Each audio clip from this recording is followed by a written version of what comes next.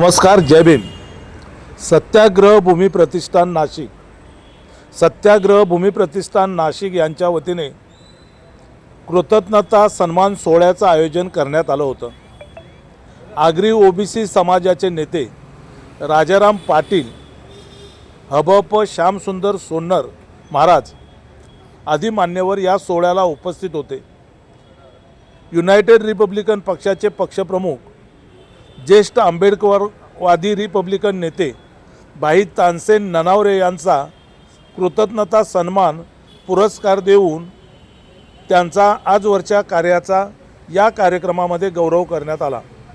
आपण पाहताय महाराष्ट्र संध्या news channel, आवाज महाराष्ट्राचा। ही बातमी नाशिकहून आमचे प्रतिनिधी श्याम वाडकर यांनी पाठवली आहे। धन्यवाद। राजस्थानमध्ये मनुचा पुतळा उभारल्याच्या निषेधार्थ यावेळी नाशिकमधील 2 महिलांनी राजस्थानमध्ये जाऊन मनुच्या पुतळ्याची निषेध व्यक्त केला। त्यांचा या निमित्ताने जोरदार सत्कार करण्यात आला।